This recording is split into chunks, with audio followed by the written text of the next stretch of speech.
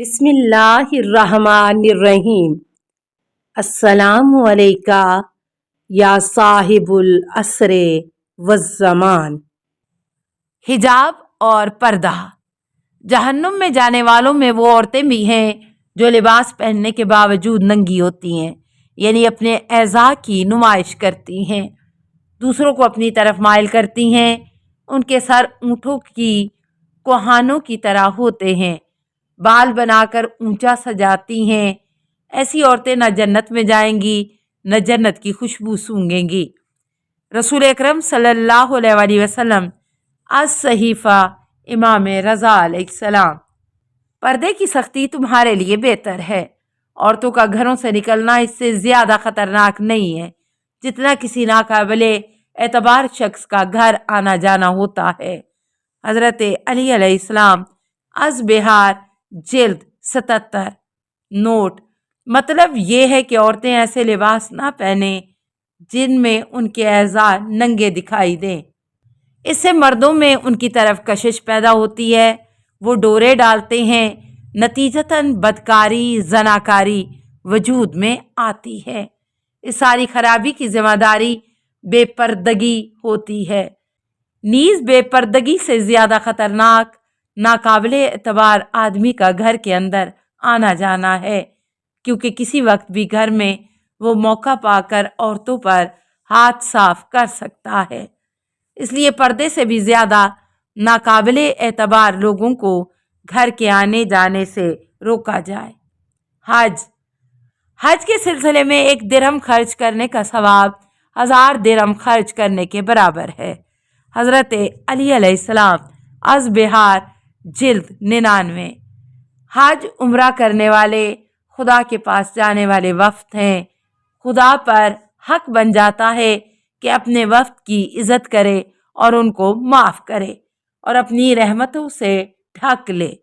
حضرت علی علیہ السلام از بہار جلد 99۔ حج کا فلسفہ یہ ہے کہ حاجی نمبر 1 وفد کی شکل میں خدا کی بارگاہ میں جاتا ہے، نمبر 2 خدا سے زیادہ دعائیں مانگتا ہے پوری توجہ اور سچے دل کے ساتھ، نمبر 3 اس لیے وہاں پہنچنے والا گناہوں سے پوری طرح باہر آ جاتا ہے کیونکہ وہ سچے دل سے وہاں اپنے گناہوں کی معافی مانگتا ہے اور توبہ کر کے اپنی اصلاح کرتا ہے اور آئندہ اچھے اعمال بجا لاتا ہے۔ نمبر 4 حج میں وہ مال خرچ کرتا ہے، اپنے بدن کو تھکاتا ہے، لذتوں کو خدا کے لیے چھوڑ دیتا ہے۔ نمبر 5 پھر مشرق مغرب سے آنے والے حاجیوں کے لیے بہت سے اور فائدے ہیں، وہ مال لاتے ہیں اور بیچتے ہیں۔ نمبر 6 فقیروں کی مدد ہوتی ہے۔ نمبر 7 ارد گرد رہنے والوں کی ضرورتیں پوری ہوتی ہیں۔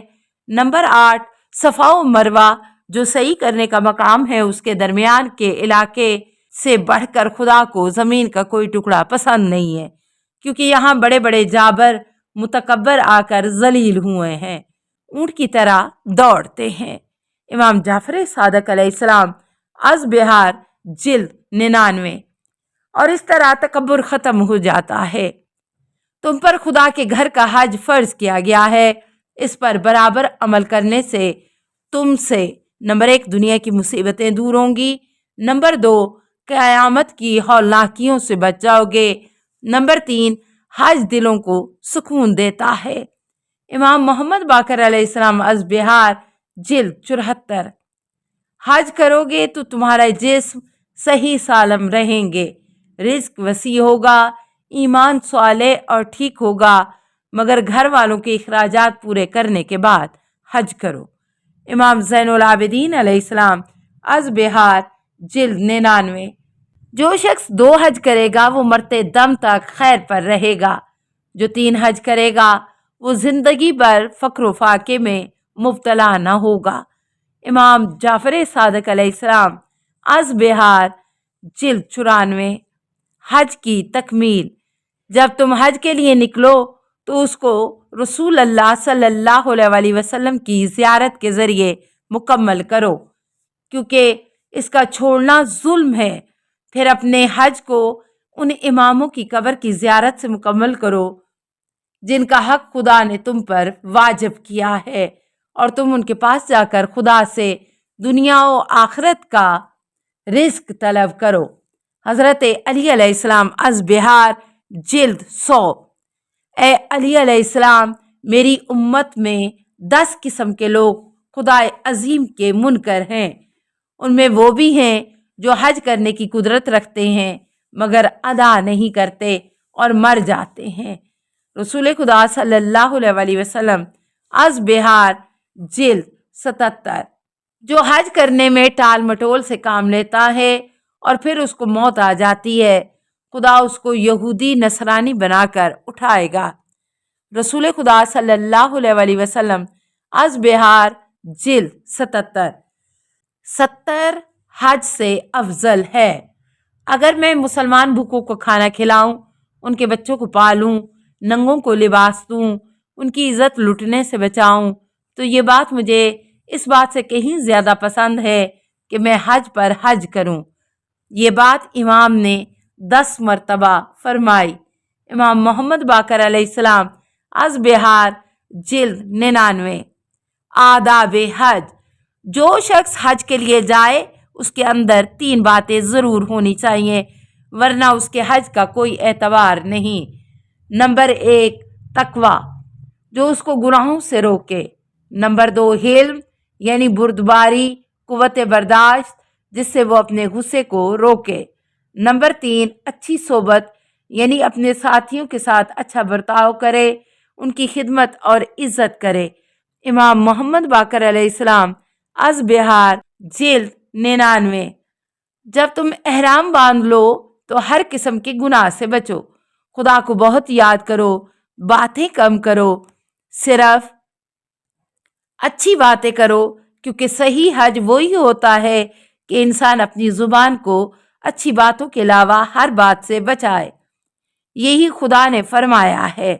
حضرت امام جعفر صادق علیہ السلام از تفسیر نور الثقلین جلد 1۔ حج 2 طرح کا ہوتا ہے۔ نمبر 1 لوگوں کے لیے حج کرنا، اس کا ثواب بھی لوگوں کے پاس ہوگا۔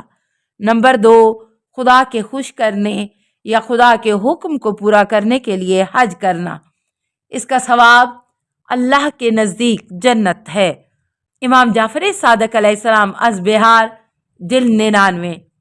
جو حالت احرام میں مر جائے گا، خدا تلبیہ کرتے ہوئے اس کو اٹھائے گا، اور جو 2 حرموں مراد مکہ اور مدینے کے درمیان مر جائے گا، اس کا نامہ اعمال نہیں کھولا جائے گا، یعنی بلا حساب کتاب جنت جائے گا۔ امام جعفر صادق علیہ السلام از بہار جلد 7۔ جب لوگ اپنے امام کو کھوجیں گے تو حج کے زمانے میں امام ان کے اندر ضرور موجود ہوگا اور ان کو دیکھے گا، مگر لوگ امام کو نہیں دیکھیں گے۔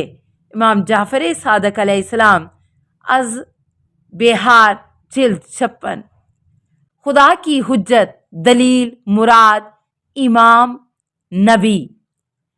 خدا نے لوگوں کو اپنی کتاب، رسول صلی اللہ علیہ وسلم اور امام کے ذریعے اپنی معرفت، پہچان عطا کر کے تمام لوگوں کو اپنی حجت پوری کر دی، یعنی حق کو ثابت کر دیا۔ امام جعفر صادق علیہ السلام از توحید صفحہ 410۔ امام رضا علیہ السلام سے پوچھا گیا، کیا خدا کی معرفت لوگوں کی پیداوار ہے؟ امام نے فرمایا نہیں، اللہ نے اپنے بندوں کو خود اپنی معرفت عطا کر کے ان پر مہربانی فرمائی ہے۔ خدا نے ان کو یہ خوبی دے کر ان پر بڑا احسان کیا ہے۔ طاف العقول از بہار جلد 5۔ خدا اپنے بندوں کو ان کی طاقت کے مطابق تکلیف دیتا ہے، ان کی طاقت سے زیادہ زحمت نہیں دیتا۔ امام جعفر صادق علیہ السلام از بہار جلد 5۔ یہ خدا کے عدل کی نشانی ہے۔ خدا کی مکمل حجت دلیل یہ ہے کہ خدا قیامت کے دن سوال کرے گا کہ کیا تو عالم تھا؟ اگر وہ کہے گا کہ ہاں تو خدا پوچھے گا پھر تو نے اپنے علم کے مطابق اچھا عمل کیوں نہیں کیا؟ خدا کو جان لینے کے بعد خدا رسول صلی اللہ علیہ وسلم کی عملاً اطاعت کیوں نہ کی؟ اگر جواب میں وہ کہے گا کہ میں تو جاہل تھا تو خدا فرمائے گا کہ تو نے علم حاصل کیوں نہیں کیا تاکہ اس پر عمل کرتا۔ پھر خدا اس کو زبردست پکڑ سے پکڑے گا، اور یہی خدا کی حجت بالغہ، مکمل حجت اور دلیل ہے۔ نتیجہ نکلا کہ علم کو حاصل کر کے عمل کرنا چاہیے، اور عالم کو اپنے علم کے مطابق عمل کرنا ضروری ہے۔ امام جعفر صادق علیہ السلام از تفسیر صافی۔